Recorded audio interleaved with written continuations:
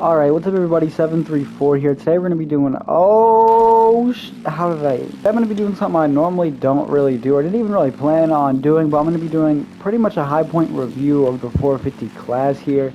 I don't really want to talk about the 250 class too much. There isn't much entertainment with Hunter Lawrence dominating the class.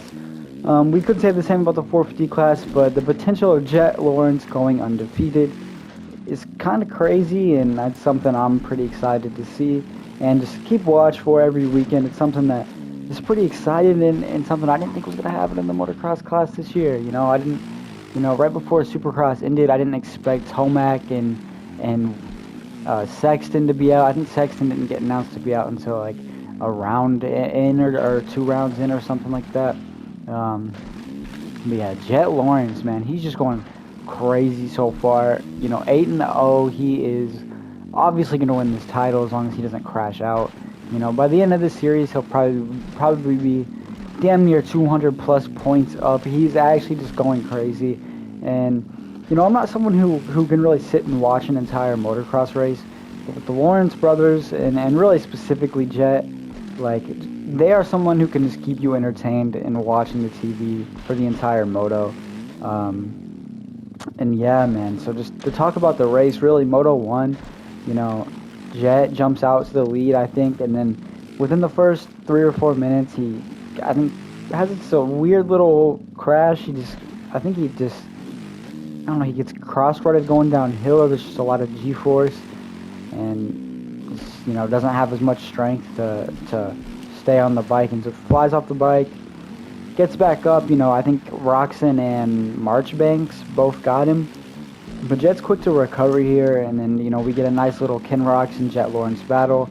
I believe Jett passes him, and then Roxon, passes him back, and then Jett does get him and makes it stick. And that was kind of really it in terms of, the battling of the race. And then Ken Roxon accidentally, he kind of lays it over doing something simple, and then can't get the bike started. I believe it's like an entire minute or literally an entire 60 seconds before he can get the bike started. Obviously, if you're watching this video, you probably know enough about motocross to understand that Kenny doesn't have the kickstart, or he has the kickstart, he doesn't have an electric start. He can't just, hit a button and get going like everyone else.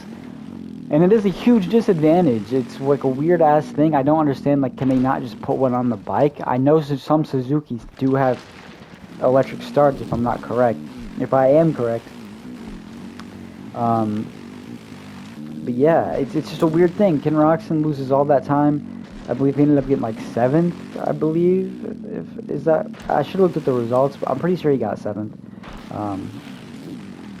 But yeah, it ends up going, Jett Lawrence ends up winning the race. And that's kind of really it. And I cannot hit this triple. This triple is always weird for me.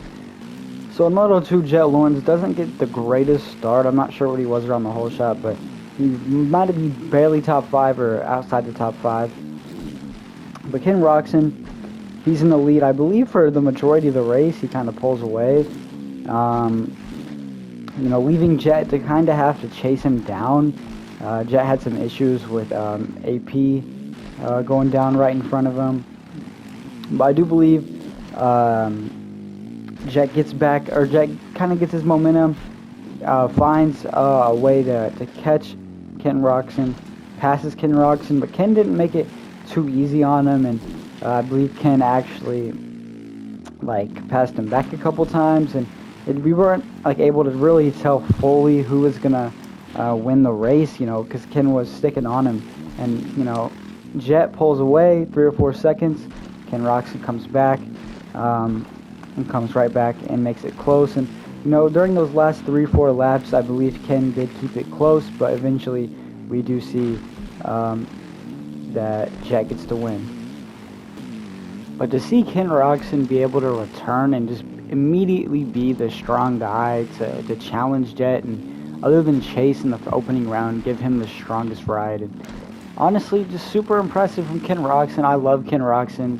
Me and my friend who has been into motocross since we were younger, we both love Kenny, and we loved him since he was originally on the Suzuki, so just dope to see him back on the Suzuki and doing well, man. I know he's riding World Supercross, so he isn't riding every AMA Pro Motocross series or around this year, Yeah, I love Kenny. It's absolutely cool to see him, competing with Jett, someone I love, the younger generation. So just dope. As well as Adam Santarulo, man. Third place for him. I didn't even really notice until like the end of the second moto that he was doing that well. I don't think he did too well in the first moto, so he's kind of got lucky with the way things worked out in points. But nonetheless, Adam Santarulo, love that man. I don't know if you guys have follow him on Twitter or anything, but he talks a lot about his like mental health and struggles and stuff like that. And I just love Adam Santarulo, bro. I've loved him since I was a little kid. First getting into this.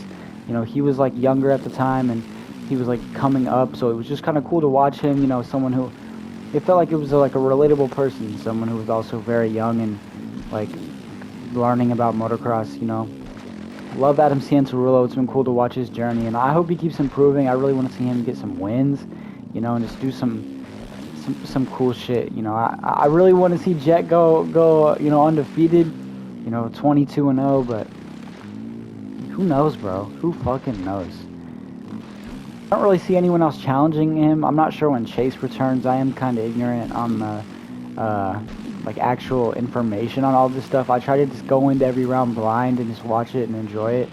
Yeah, for Supercross, I like to know everything I possibly can, but motocross, I just like to watch the races.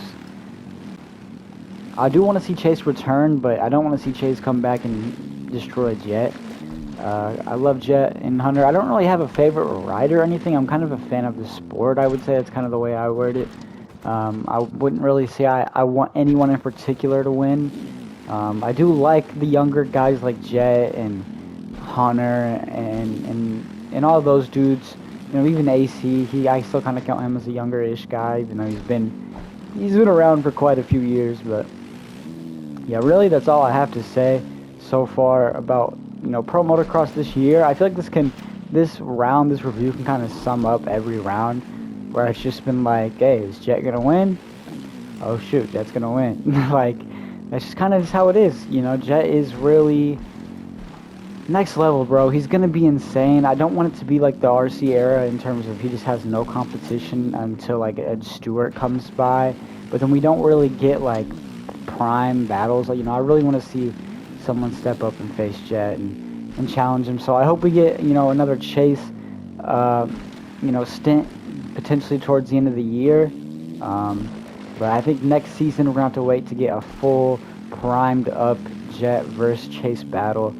But yeah, I mean, that's a long way away, man.